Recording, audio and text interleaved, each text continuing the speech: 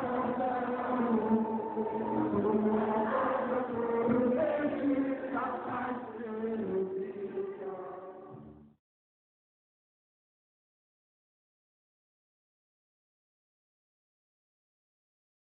hoje nós estamos aqui com o professor Erickson. Possui uma graduação em Letras e Línguas e Literatura Portuguesa pela Universidade Federal do Amazonas, se formou em 2008. O professor do ensino médio, tendo atuado na Escola Estadual Professor Rui Alencar, no período de 2010 a 2014, e atualmente na Escola Estadual de Tempo Integral Professor Engenheiro Sérgio Alfredo Pessoa Figueiredo, em Manaus, Amazonas. Também atuou na área da saúde pública, na Secretaria Estadual de Saúde e na Fundação Dr. Thomas, pela Prefeitura de Manaus. Também atuou na área habitacional pela Secretaria de Habitação do Estado do Amazonas. Professor Erickson, a gente vai lhe fazer agora umas perguntas, começando pela Stephanie. Bom dia, meu nome é Stephanie, eu vou fazer algumas perguntas para o professor Erickson. O que o senhor acha da nossa escola, primeiro? O que o senhor acha da nossa escola? Em que sentido? Na educação, assim, o que o senhor acha da nossa escola na educação? Acho que a educação no Sérgio Pessoa, ela tem avançado. A gente começou a escola iniciou-se em 2013, já se iniciou num nível, os alunos que ela recebeu eram bons alunos, em 2013. E aí, a equipe de professores, o corpo de professores também era muito dedicado nessa época. E a escola foi avançando, ela foi se organizando melhor. Hoje ela está mais organizada do que na época, pelo que a gente sabe. Eu cheguei aqui em 2014 e a gente vem melhorando cada vez mais no sentido de oferecer para o aluno uma educação melhor. Isso vai desde a administração até o corpo de professores. Hoje, a gente pode dizer que a nossa equipe de professores está completa. Até o ano passado, nós tínhamos falta de professores em sala de aula. Faltavam 2, faltavam 3 professores. Hoje nós não temos isso. Na maioria das turmas, não falta professor. Por exemplo, lá no ensino médio, todas as matérias têm professor. E a gente não está tendo o que ocorreu no ano passado. No ano passado, principalmente na área de química, a gente teve uma rotatividade muito grande de professores. O professor entrava e o professor saía. Matemática também. Hoje a gente não está vendo isso. O professor está permanecendo na escola, o que é muito bom para o aluno. Uma outra coisa é que a cada ano os professores eles têm tentado transformar a sua maneira de ensinar. Por exemplo, hoje em dia a gente tem 3 professores de língua portuguesa no ensino médio. Um dando gramática, outro dando literatura e outro dando produção textual. Isso, o fato de você ter 3 professores, não apenas um só, melhora também para o aluno no aprendizado de conteúdos, no foco, na própria especialidade do professor. E tendo 3 professores de língua portuguesa apesar de um, são 3 cabeças que estão pensando em como melhorar o seu ensino, e não apenas um só, levando toda a carga. Então, penso que a educação no Sérgio Pessoa, em números, é uma das melhores do estado, em números. E a gente vai avançar cada vez mais, porque nós ainda não chegamos no ideal. A gente está perseguindo o ideal, do que deve ser uma educação transformadora, uma educação inclusiva, uma educação efetiva, que possa transformar a vida do aluno, de fato. E a gente está avançando nessa direção, ainda não chegamos no ideal, estamos um pouco distantes, mas vamos chegar lá. Bom dia. Meu nome é Lucas Christian e a minha pergunta para o senhor professor é: sabendo que a educação no Brasil ela está avançando, o senhor acha que ainda existe algum setor, algum fator ou alguma coisa que deve ser melhorada? E o quê? Você está pedindo para eu... tem teses de mestrado, de doutorado a respeito disso, tem cursos de graduação a respeito disso. Não sou eu que vou dar... Quem sou eu para dar a senha, né, a fórmula, né, para melhorar a educação no Brasil. Eu acho, Lucas, que a educação no Brasil ela precisa atender algumas necessidades do aluno. Quais são as necessidades? Eu vou te dar exemplos. Lá, quando vocês saem do terceiro ano, é exigido de vocês que vocês tenham uma série de aprendizados. E o mercado hoje te dá amplas oportunidades para você vir e demonstrar aquilo que você aprendeu. Só que, de certa maneira, a escola como um todo, não só o SET aqui, nós aqui somos apenas um reflexo do sistema.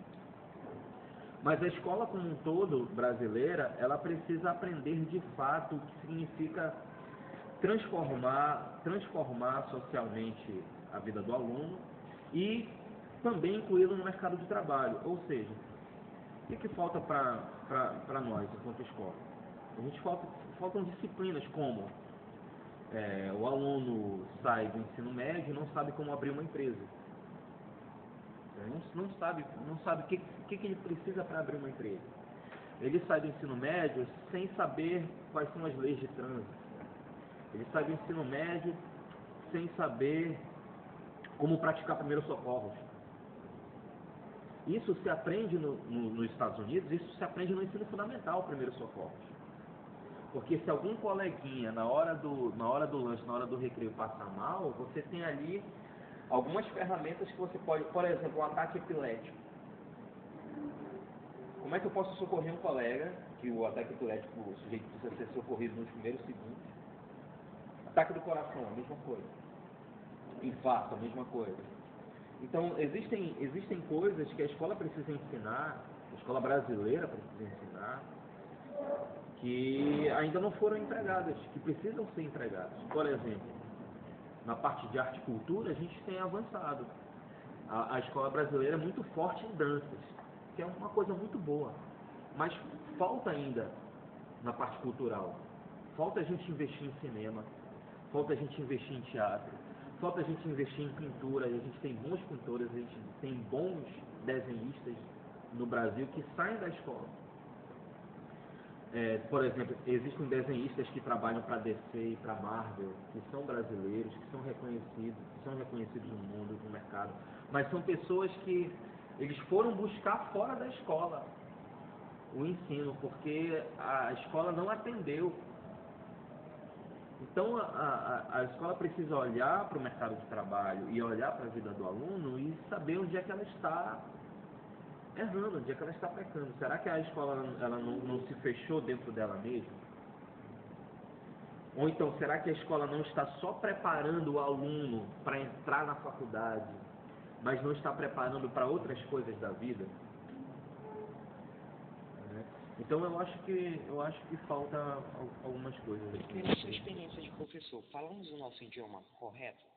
A questão do idioma da língua portuguesa é o seguinte: a gente precisa saber por que nós aprendemos língua portuguesa na escola em primeiro lugar. A língua, ela é um instrumento vivo. Ela não chega a ser um ser, um animal, mas ela é viva.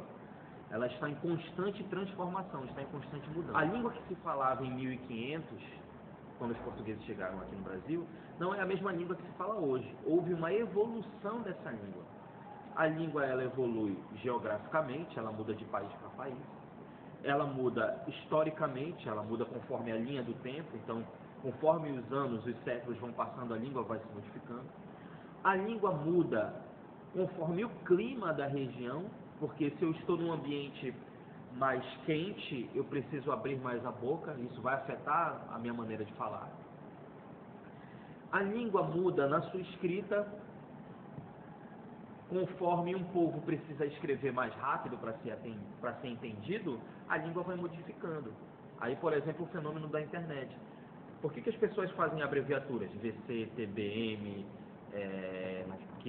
QD, por que as pessoas fazem isso? Para ser mais rápido. Isso também tem a ver com as transformações sociais do mundo. Parece que são coisas completamente diferentes, mas elas estão completamente integradas. A modernidade, o fato de a vida das pessoas estarem cada vez mais dinâmicas, as vidas mais rápidas, né?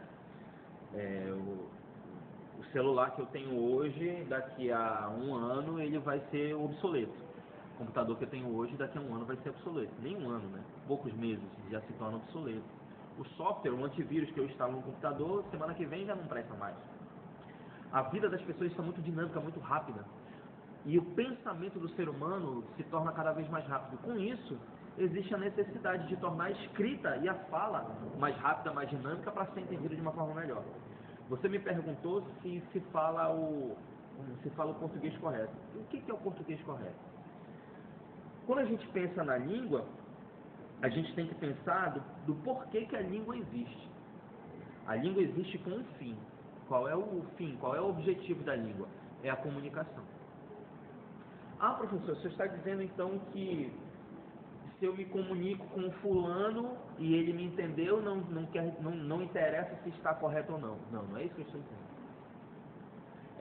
O que eu estou dizendo é que o objetivo da língua é a comunicação. Quanto mais eu conheço a minha língua, ou quanto mais eu conheço de línguas, eu consigo me comunicar com mais pessoas, com mais gente. Então, por exemplo, dependendo de onde eu estiver, eu preciso exercer um tipo de linguagem para me comunicar com aquelas pessoas daquele ambiente. Se eu estiver numa tribo indígena, preciso aprender a língua dele, eu preciso falar como ele fala, para eu poder me comunicar com ele. Se eu estiver diante de um juiz, qual é o tipo de linguagem que eu vou usar? Eu vou usar a língua padrão da língua portuguesa, a linguagem padrão da língua portuguesa, português formal.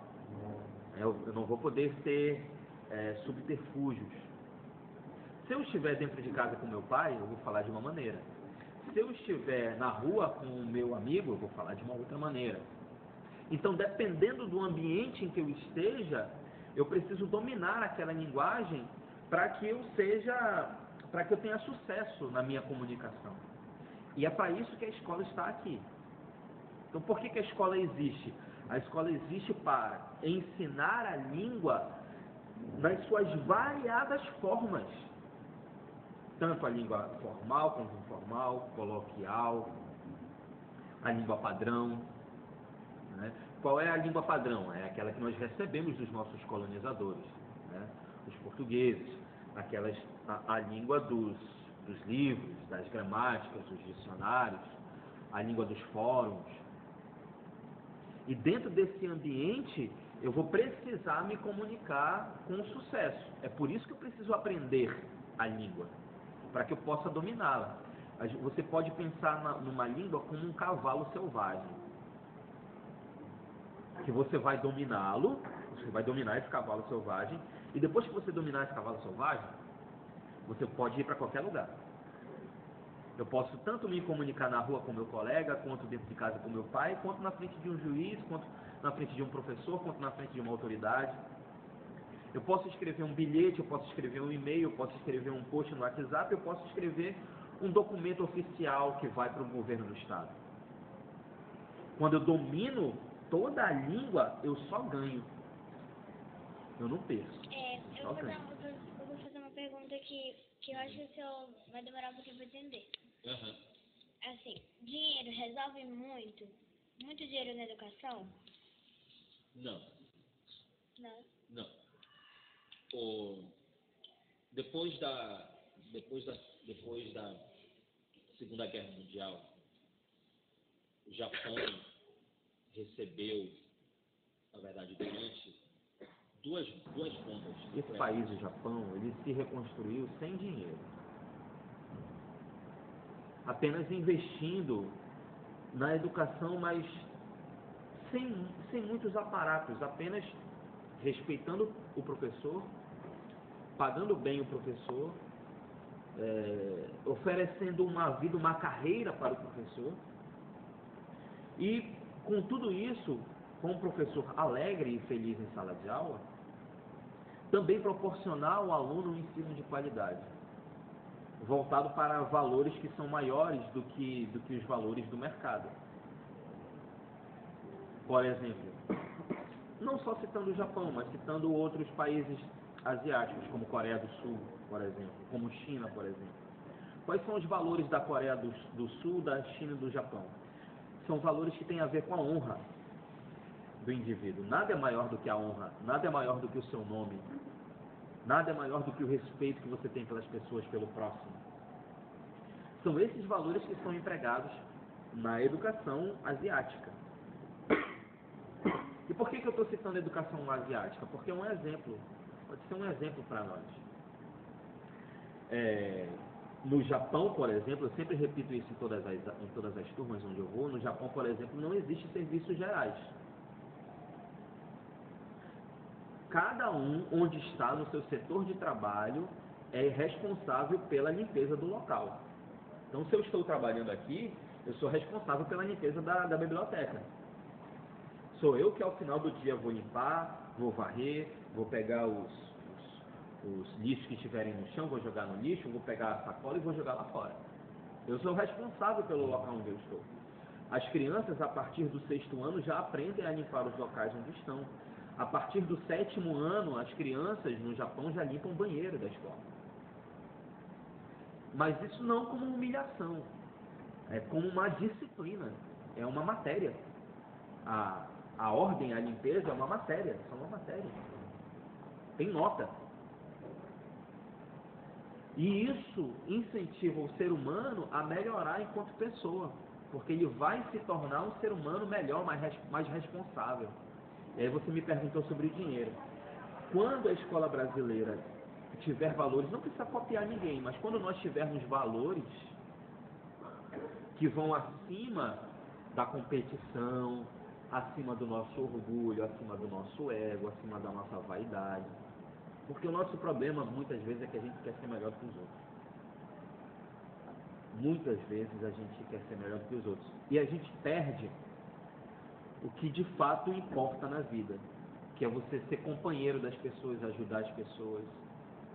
Se eu ajudar o Lucas, vai crescer eu e ele. Nós dois vamos melhorar. Se eu quiser me ajudar sozinho, muitas vezes eu não vou conseguir, mas eu vou crescer sozinho e ele não vai crescer. A sociedade não vai crescer, a escola não vai crescer, o bairro não vai crescer, ninguém vai crescer, porque todo mundo está pensando só em si. O problema do dinheiro não é o dinheiro em si, é como ele é administrado. Então, o que falta para nós, eu acho que são valores da sociedade. A escola só vai mudar quando a família brasileira mudar. Quando a família brasileira mudar, aí é que a escola vai mudar, aí que a sociedade vai mudar, aí que a política vai mudar. Vocês viram que mudou o governo, mas parece que não mudou muita coisa. Voltando agora um pouco para a pergunta, tem uma pergunta. Muitas pessoas de outros países, elas desenvolvem uma certa dificuldade no processo de aprendizagem do nosso idioma, da nossa língua. O senhor, como professor de português formado em língua portuguesa, o senhor acha que a nossa língua ela é complicada de se aprender? Ela é difícil de se aprender? De certa forma é para pessoas que vêm de uma outra origem linguística, por exemplo, os anglo-saxões, por exemplo, as pessoas de língua inglesa, os nórdicos, por exemplo, que são pessoas que têm uma origem linguística diferente da nossa. A nossa língua veio do latim. E as línguas que vieram do latim, por exemplo, italiano, francês, espanhol, são línguas que têm uma mesma origem, que vem de uma língua só, que é o latim, que gerou todas essas outras. E para essas pessoas, essas línguas são mais fáceis. Por exemplo, é mais fácil para a gente aprender espanhol. É mais fácil para um italiano, para quem nasceu na Itália, fala italiano, aprender francês. Porque são línguas comuns, são línguas primas, que utilizam o mesmo alfabeto fonético, a mesma articulação de sons. A gente gera os sons no mesmo lugar de articulação. É diferente das línguas de origem anglo-saxã e nórdicas. São línguas que vêm de uma outra origem, não do latim, mas de uma outra origem. E que tem outros lugares de articulação, que falam de uma outra maneira, que pensam a língua de uma outra maneira. E, na verdade, a questão da língua não está nem na fala, a questão da língua está no aprendizado, na mecânica, em como raciocinar a partir daquele modelo linguístico. A questão toda é treinar a mente para poder aprender essa língua. Aí tu me pergunta se a língua portuguesa é fácil ou é difícil. De certa forma, a língua portuguesa tem alguns detalhes. Tem alguns detalhes, porque o povo português, apesar de ter se expandido para o mundo inteiro, conquistado muitas regiões, é um povo que é muito introspectivo, muito fechado dentro dele mesmo. E a língua portuguesa meio que sofreu essa influência da própria personalidade do povo. E aí tem alguns detalhes dentro da língua portuguesa, pequenas regras, que quem vem de uma outra língua precisa se acostumar com elas. Por exemplo, a diferença entre feminino e masculino. No inglês quase não existe isso. Né? You, você é você. Eu posso pegar uma palavra na língua inglesa que serve tanto para feminino quanto masculino. Né? Na língua portuguesa já não existe isso. Eu preciso fazer a diferenciação. Por exemplo, de em língua inglesa. TH é um artigo. Eu posso usar tanto para o feminino quanto para o masculino. Em português não, é O e A. Então, essa diferença, quem fala inglês originalmente não entende que O é para o masculino e A é para o feminino. E precisa fazer um esforço para lembrar, porque é tudo de. These, those. Então, são esses pequenos detalhes que tornam a língua portuguesa um pouco mais complicada.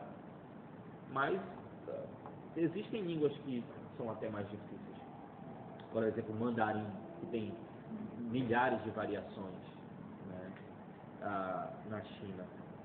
Então, tem diversas formas. O mandarim, por exemplo, é o idioma chinês, oficial, né, porque existem outros dialetos, tem diversas formas de escrita. O sujeito passa a vida inteira estudando a escrita da língua, porque tem diversas maneiras de escrever uma mesma palavra. São diversos símbolos para uma mesma palavra. Então, eu acho que a língua portuguesa é apenas mais uma língua como qualquer outra, com as suas características, assim. Não classificaria como uma língua difícil. Se o único professor não pode nos ensinar todas as matérias, então como você espera que o único estudante saiba todas as matérias? Essa que é a questão. É por isso que as matérias são segmentadas. No início da educação, como os teóricos pensaram a educação como ela é hoje, você observa que existe uma diferença entre matérias exatas e matérias humanas. Quais são as matérias exatas? Física, matemática, química, são matérias do pensamento lógico, do raciocínio lógico. E existem matérias que são humanas. Por exemplo, a mais velha de todas, filosofia, português, literatura, história, geografia. São matérias de origens diferentes. O que acontece com a escola? É papel da escola oferecer essas matérias para que os alunos, todos os tipos de alunos, possam aprender essas matérias, mas não só isso, para que o aluno possa se identificar com o que mais qual é o tipo de matéria que ele mais se aproxima, que ele mais gosta, que ele mais sente interesse, que ele mais se sente motivado, e ele possa no futuro, quando ele for para a faculdade, por exemplo, ele possa escolher entre matérias humanas e matérias exatas, entre direito ou matemática, entre medicina e língua portuguesa, por exemplo.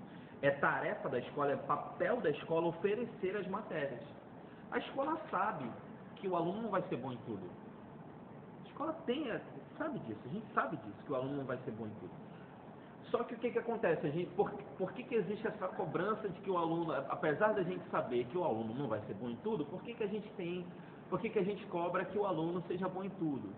Porque se ele for bom naquilo que ele é ruim, ele não vai enfrentar dificuldades grandes lá fora de aprender coisas que para ele vão ser difíceis. Você está entendendo o que eu estou dizendo? de uma certa maneira, a escola é um treino para a vida. É um treino para a vida. E a gente está aqui oferecendo todas as matérias, mas a gente sabe que vai ter determinados alunos, por exemplo, que vão ser bons em física e não vão ser bons em história. Vão ser bons em matemática e não vão ser bons em sei lá, em geografia. Isso é normal que aconteça. Isso é normal. Mas, assim, citando o meu exemplo, na época que eu estudava, eu era bom em matérias humanas, em história principalmente, geografia, literatura e língua portuguesa. Eu era péssimo em matemática. Então, em matemática, por exemplo, eu estudava para passar. Eu sabia qual era a média da escola, na época a média da escola era 7 pontos. E eu estudava nessa escola, e eu estudava unicamente para passar. Então, em matemática, e até hoje.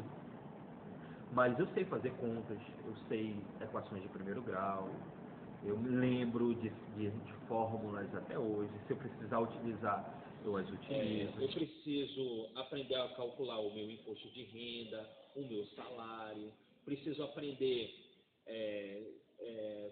qual é a porcentagem da fatura do meu cartão de crédito que eu utilizo para pagar minhas contas. Tudo isso envolve o ensino da matemática. Quando eu vou construir alguma coisa lá em casa, uma parede, alguma coisa, eu preciso fazer um cálculo matemático para calcular quantos tijolos eu vou precisar, para calcular quanto de material, quanto de areia, quanto de cimento, quanto de seixo eu vou precisar para construir alguma coisa.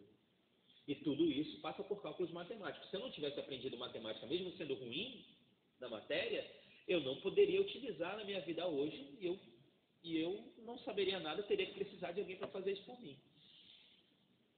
Vocês estão entendendo? Então, mesmo que eu não seja o melhor da matéria, eu preciso aprender, porque em algum momento da vida eu vou utilizar aqueles conhecimentos. E mesmo que eu não utilize, hoje eu tenho uma filha e ela vai me perguntar coisas enquanto ela estiver estudando. Papai, você sabe isso? E se eu souber, aí ó, eu vou poder ajudar. Essa disciplina é valorizada? Se não, o que precisa mudar? Outra pergunta de meia hora. Se a disciplina é valorizada? Eu acho que a disciplina ela tem o tempo necessário para ser empregada. É a disciplina com mais tempos, com mais períodos em sala de aula é a língua portuguesa. Nem a matemática dá tanta aula quanto o professor de língua portuguesa dá. Isso é positivo, porque dá mais tempo para a gente trabalhar. Mas eu acho que não só a minha matéria, como eu estava falando para vocês agora há pouco, eu acho que existem algumas coisas da educação brasileira que precisam ser reformuladas. Por exemplo, às vezes existe um excesso de burocracia, um excesso de coisas para a gente preencher, que travam o nosso trabalho. Né?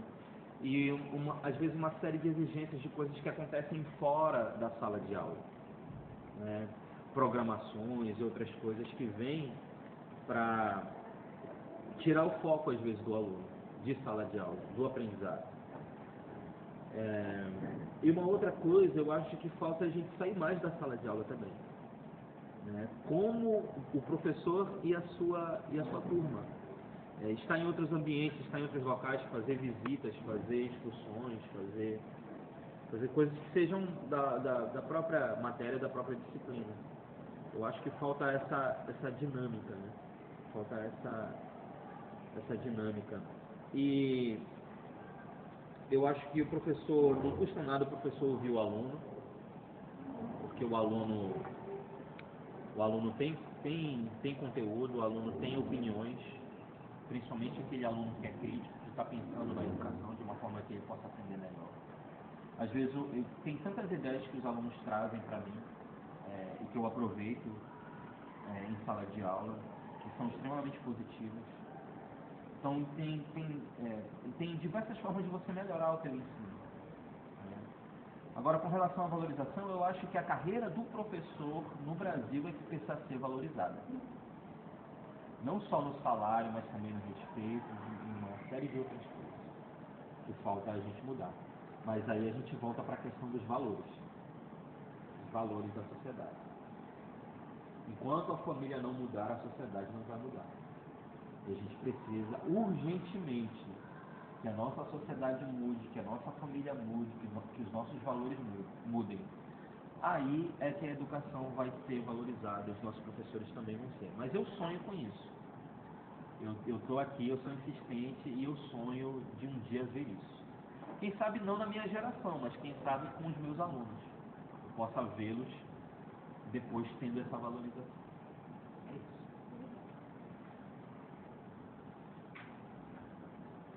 Bom, a minha posição final não é assim uma pergunta. É pedindo que o senhor, pensando nos alunos que vão fazer vestibular esse ano, ou que vão começar a fazer processo seletivo, TSC, CIS, várias provas. Então, gostaria que o senhor desse algumas dicas para esses alunos. A dica é uma só. A dica é uma só. É o conselho de Jesus. É o conselho de Jesus. Quem quer ganhar a vida, perdê-la. Quem quiser ganhar a vida vai ter que perder. Então, nessa fase que a gente está passando por diversos exames, provas e tudo mais, são fases decisivas na vida. E nesse momento a gente não pode perder o foco. A gente não pode perder o foco. E nada pode nos distrair. E a gente quando a gente é jovem, a gente perde o foco muito fácil. A gente se desvia a atenção de uma maneira muito rápida. E para isso a gente precisa saber o que a gente quer. A gente precisa planejar o nosso futuro, sonhar com esse futuro, saber que esse futuro é possível para mim, porque eu sou um ser humano, eu tenho inteligência, meu cérebro é normal, não tem nada errado em mim. Então o que falta? Sentar, ter esse foco e permanecer. Que seja um ano, que sejam 2 anos com 100% de energia voltada para aquilo, porque o resultado vem. O resultado vem. E quando vem o resultado, a alegria é imensa. Então o conselho é um só, é não perder o foco daquilo que você está fazendo. Então se o meu objetivo é tirar boas notas no CIS, no PSC, no Enem, eu vou estudar para aquilo, eu vou estudar 80% do meu tempo, 90% do meu tempo, 100% do meu tempo. Depende do que eu quero para mim, se eu quero medicina, se eu quero direito, se eu quero engenharia, depende daquilo que eu quero. Então, é isso. Não há outro tipo de conselho melhor. A pergunta que eu queria fazer para vocês é se vocês estão felizes. E o que pode tornar a experiência de vocês na escola mais feliz? O reconhecimento das coisas que a gente fez. O que mais? Pode falar. O que pode tornar a tua vida aqui na escola mais feliz, mais alegre? O que a escola pode fazer? Eu acho que sim, esse reconhecimento eu concordo, mas eu também acho que as aulas elas deveriam ser mais, vamos dizer assim, mais dinâmicas, dinamizadas. Pelo simples fato de as aulas chamarem mais atenção para os jovens, como exemplo de um curso preparatório. Lá eles têm uma aula toda voltada para a linguagem jovem, sabe? E sem perder o foco da educação, eles conseguem dinamizar bastante a aula. Na nossa escola tem alguns professores que fazem isso. Levam vídeos, levam coisas, mas tem outros que não. Eu acho que o que tornaria o nosso dia, por exemplo, estudamos o dia inteiro, seria aulas mais dinâmicas, onde a gente aprendesse se divertindo, vamos dizer assim. Eu acho que isso me tornaria mais feliz aqui. Eu acho que deveria ter mudança, pois tem alguns professores que fazem, nos ensinam por fazer porque acham que no final do mês vão receber seu dinheiro. Porque porque tem professores que gostam dessa disciplina e fazem por amor, e tem outros que só fazem por interesse. É isso que eu acho que deveria mudar. Que eu faria mais feliz. Bom, nós gostaríamos de agradecer ao professor Erison pela entrevista, Obrigado também. ser tão receptível com a gente, ter respondido maravilhosamente as perguntas.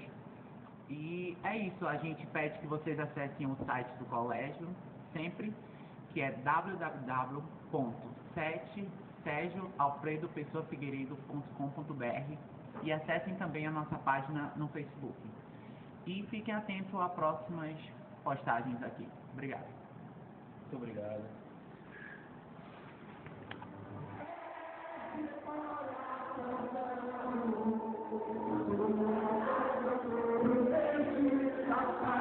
Thank you.